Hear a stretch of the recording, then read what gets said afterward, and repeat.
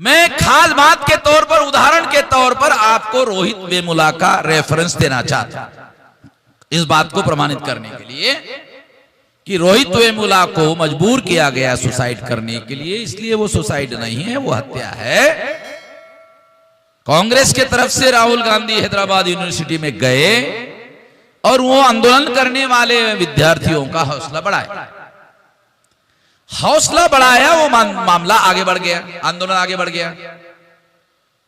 जब आंदोलन आगे बढ़ गया तो दिल्ली में स्मृति ईरानी ने प्रेस कॉन्फ्रेंस ली और प्रेस कॉन्फ्रेंस में उसने कहा, रिकॉर्डेड है, प्रेस कॉन्फ्रेंस में स्मृति ईरानी ने कहा कि यूपीए, यूनाइटेड प्रोग्रेसिव अलायंस ने एक पॉलिसी बनाई थी, उस पॉलिसी पर विरोधी पार्टी के तौर पर बीजेपी ने अमल किया। बनाया था कांग्रेस ने, यूपीए ने, उस पर अमल करने का काम बीजेपी ने अपोजिशन पार्टी के तौर पर काम किया। मगर जो नीति कांग्रेस ने बनाई, राहुल गांधी ने हैदराबाद जाकर उस नीति का उल्लंघन किया। गुप्त बातें बता रहा हूं मैं, उसने प्रेस कॉन्फ्रेंस में ये बातें कही, ये उल्लंघन किया। प्रेस कॉन्फ्रेंस में स्मृति ईरानी ने ये बात कही। उसके बाद राहुल गांधी हैदराबाद से जब दिल्ली वापस गए तो बीजेपी और कांग्रेस के बीच में पर्दे के पीछे मीटिंगें हुई और ये मीटिंगों में यह तय हुआ कि कांग्रेस की पॉलिसी पर हमने अमल किया था, तो कांग्रेस अपनी ही पॉलिसी का उल्लंघन क्यों कर रही है। तो कांग्रेस को रियलाइज हुआ, तो कांग्रेस ने राहुल गांधी को दोबारा हैदराबाद यूनिवर्सिटी में भेजा कि आपने इस आंदोलन को हवा दिया था, जाओ उस आंदोलन को जाके खत्म करो। राहुल गांधी दोबारा गए।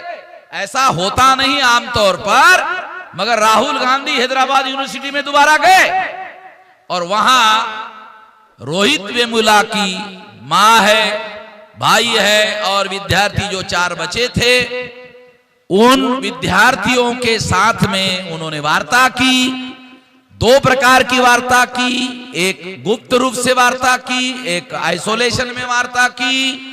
और इन वार्ता में उन्होंने ये बात कही कि हम इस मुद्दे पर संसद बंद करने वाले हैं, अब हैदराबाद यूनिवर्सिटी के अंदर आंदोलन बंद करो।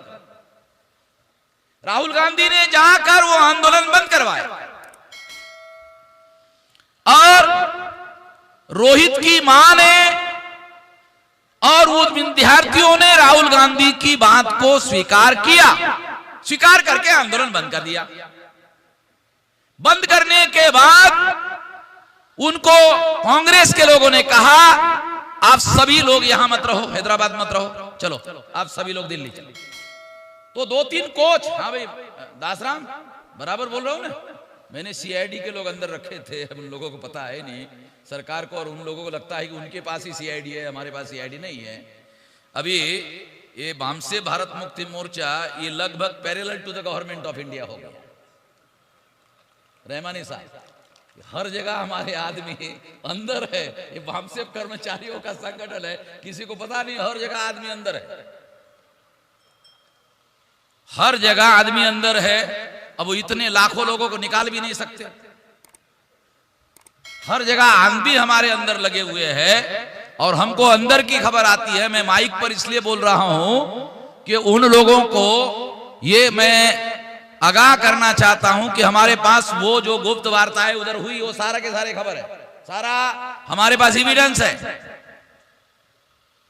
और राहुल गांधी ने आंध्र प्रदेश कांग्रेस कमेटी को कहा और उन लोगों ने उनको 2-4 कोच रिजर्व किया, और सभी लोगों को दिल्ली के गए। अगर ये यहां रहेंगे तो ये हैदराबाद में आंदोलन चालू रह सकता है। सभी लोगों का चलो दिल्ली, तो उनके जाने की व्यवस्था की, उनके आने की व्यवस्था की, दिल्ली में रहने खाने पीने की व्यवस्था की।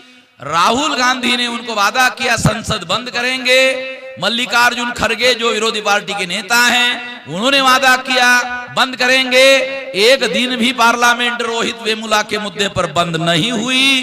राहुल गांधी ने रोहित वेमुला के मुद्दे पर एक शब्द पार्लियामेंट में नहीं कहा। मल्लिकार्जुन खड़गे ने भी एक शब्द भी नहीं कहा। पार्लियामेंट भी बंद नहीं होगी। और बीजेपी ने कांग्रेस को कहा तुम्हारी नीतियों पर हम अमल कर रहे थे, तुम इन लोगों के मुद्दों को संसद में उठा रहे हैं। हमने तुम लोगों को इंटरनेशनल में ह्यूमन राइट्स का जो आंदोलन दुनिया में चल रहा है वहां भी बीजेपी के लोगों का डेलीगेशन में सहभाग था और हमने कांग्रेस के नीतियों का समर्थन किया था, इंटरनेशनल में भी किया था। तुम लोगों ने उल्लंघन किया। तब जाकर के कांग्रेस के लोगों ने वो आंदोलन खत्म करवाने का रोल प्ले किया। उनके सामने दूसरा संकट था कि सारे देश भर में पार्लियामेंट में तो आंदोलन या संसद बंद कर सकते हैं, मगर सड़क पर आंदोलन करने के लिए कांग्रेस के पास मैन पावर नहीं है। वो मैन पावर भारत मुक्ति मोर्चा के पास है। तो हमने सारे देश भर में सड़क पर हमने आंदोलन किया। कुछ लोगों को यह मालूम नहीं होगा या कुछ लोगों को लगेगा कि गलत बात कह रहे हैं, सारा रिकॉर्ड है, सारे व्हाट्सएप पर फोटोग्राफ्स है, सारे देश भर में कहां कहां हमारे सारे देश के लोगों ने आंदोलन किया, सारा रिकॉर्ड है। उनको मालूम है। और अगर ऐसा होता है तो ये आंदोलन जो है इनके नेतृत्व में सारे देश भर में चलेगा, फैलेगा, तो सारा फायदा इस आंदोलन में इनको होगा। तो भी क्या किया जाए? तो इस आंदोलन को, रोहित वेमुला के मामलों को दबाना होगा। केवल इतना करने से नहीं होगा। तो उन्होंने कन्हैया को अल्टरनेटिव लीडरशिप के तौर पर उभारने का काम किया। उसके लिए भारतीय जनता पार्टी ने जी टीवी के लोगों को लगाया। जी टीवी में झूठा वीडियो तैयार किया गया। जब झूठा वीडियो तैयार किया जा रहा था तो जी टीवी के संपादक विभाग के एक संपादक ने इस्तीफा दे दिया। ये मालूम नहीं था, मगर उसने इस्तीफा देने की वजह से वो बात जो पर्दे के पीछे हो रही थी वो सामने आ गई कि वो वीडियो उन्होंने मिक्स करके तैयार किया था ताकि कन्हैया को राष्ट्रद्रोही के नाम पर अरेस्ट करवाया जा सके। जब हम अरेस्ट करवाएंगे तो कन्हैया कुमार जो है वो हीरो बनेगा।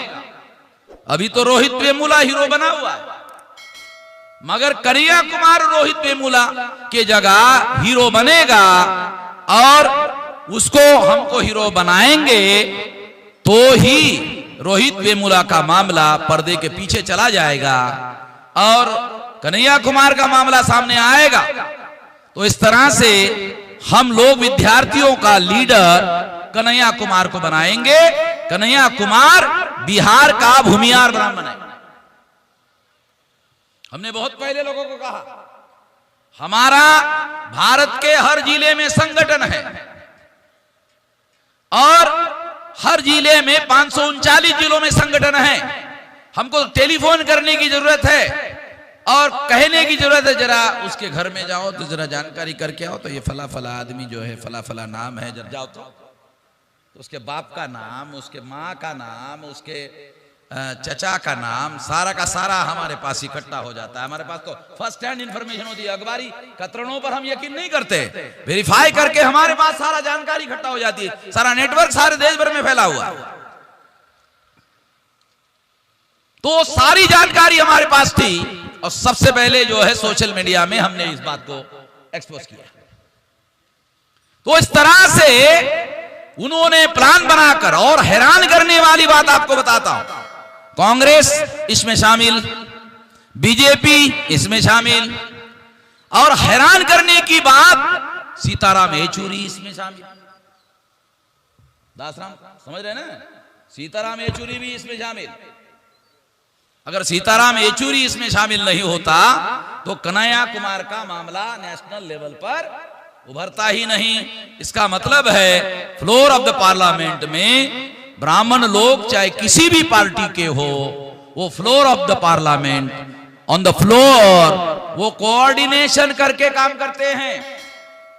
वली रहमानी साहब विधानसभा में शायद अध्यक्ष या उपाध्यक्ष रहे हैं, तो फ्लोर ऑफ द पार्लियामेंट क्या मामला है वो मुझे आपको बताने की जरूरत नहीं है। आप समझते हैं कि पर्दे के पीछे floor of the parliament and floor of the assembly क्या होता है, कैसे होता है, क्या खेल खेला जाता है। वो निश्चित रूप से ये खेल हमारे सामने हुआ और इस आंदोलन को दबाने का षड्यंत्र किया। मैं ये सबूत के तौर पर आपको बता रहा हूं कि रूलिंग भी उनका, अपोजिशन भी उनका, थर्ड अपोजिशन भी उनका।